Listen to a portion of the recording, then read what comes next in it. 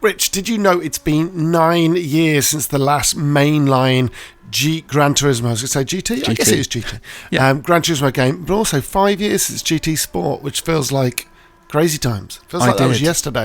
And I can't believe it. I mean, time flies. It does. It does. And you know what else flies, Rich? Cars, when they're driving really fast. Well, not literally. Not figuratively. Metaphorically.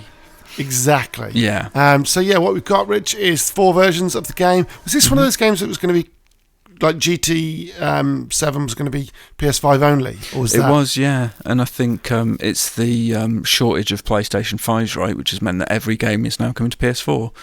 Which is surprising then, that the PS4 and the PS4 Pro version run at a very solid 60. PS4 Pro drops the odd frame every so often.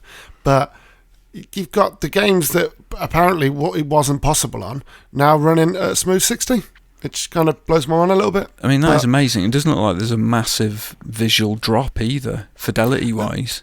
There is when you get it to a bigger TV. But, right, okay. Rich, what also surprised me was that the ray tracing mode and the frame rate mode were both 60 FPS. Which, that seems mad to me, because that's like, well, hold on, I can put ray tracing mode on and I can have my cake and eat it, so why am I messing about with just frame rate mode with no ray tracing then? True, and I'm not 100% sure on whether that goes up to 120 FPS. I don't know that. Like we always say, we capture up to 60 because that's what our capture does. And also, you can't do 120 FPS on YouTube either, so what's the point? Oh, there you go. But here we are, the 2 internal cars, Rich. Lovely. And what you're going to notice is, with the ray tracing, is things like shadows, things like that. And you'll see, weirdly, the tyres, like the nuts and bolts on the tyre, they can look a little bit dodgy in ray tracing mode. Really? As we're going to see there. They don't look as good as they do in frame rate mode. It's like they lose some depth and kind of tactility, almost. They look a bit flat. But what you will notice, especially as we move on, with the ray tracing mode, is the reflections. The reflections are massive. And there's one shot that we use for the thumbnail, which is coming up in a couple of cars' time. Do you see what I mean there? Just at the end of that shot on the tyre. Yeah. It looks a bit weird. But you'll start to see the reflections really shine. Excuse the pun. But like now you can see it. See what I mean? It looks a little bit more lifeful, I guess. Yeah. And it's because obviously it's proper reflections and it's proper lighting, whereas opposed to usually it's baked in by the developers and created using their set of tools. Yeah. But it's a lot darker in some respects as well. Yeah. But I think this is the car where we look at the light and you see in the ray tracing shot underneath it, you see the reflection of the car, the chrome. So basically. So the chrome of the spoiler, you see that there. Oh, the kind of bumper there. Oh yeah, look at that. Okay, that's a huge difference. So but I mean, and there as well, see the reflections.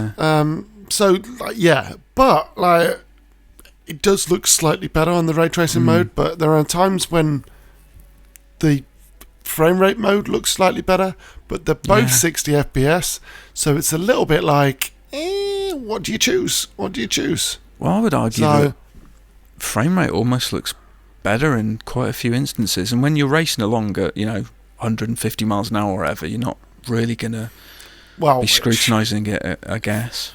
Funny you say that. The whole thing was I've got 10 shots. Okay. But that looks gorgeous though, Rich, compared to... It does, actually, yeah. Do you know what I mean? Yeah.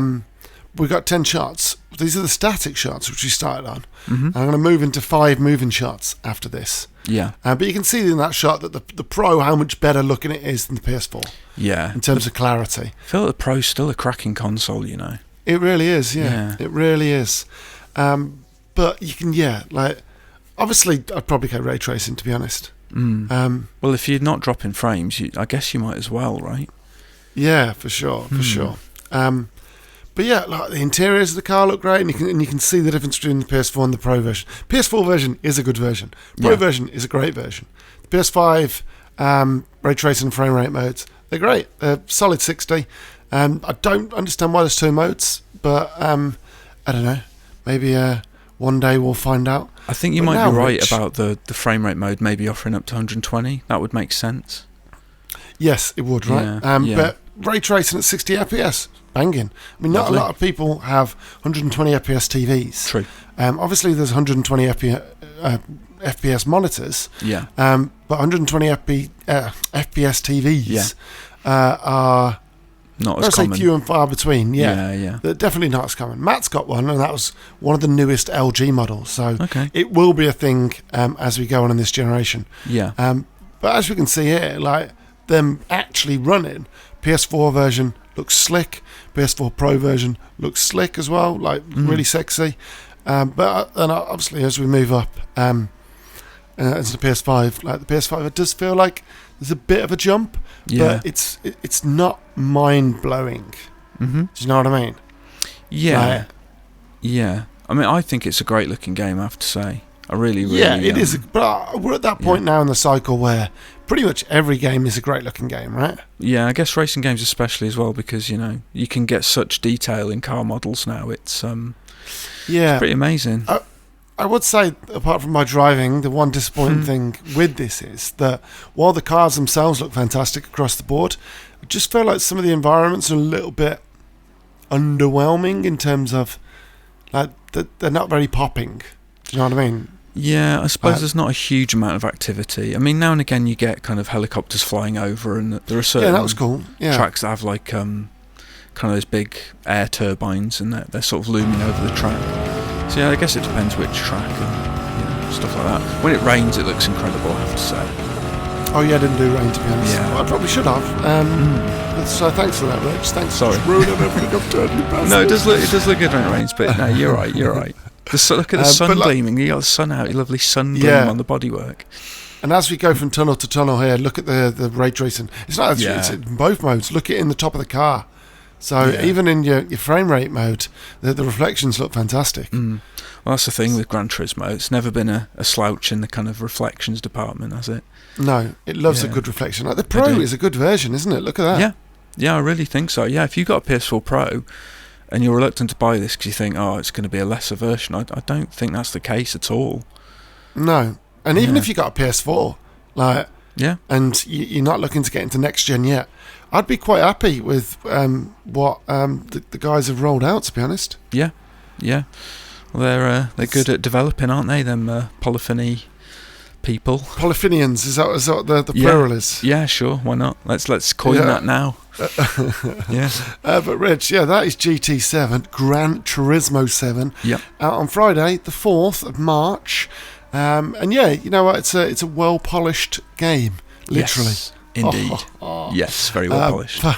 Folks, thanks for watching. Don't forget to like, comment, and subscribe. And we'll see you next time. Cheers, folks. Goodbye. Bye-bye.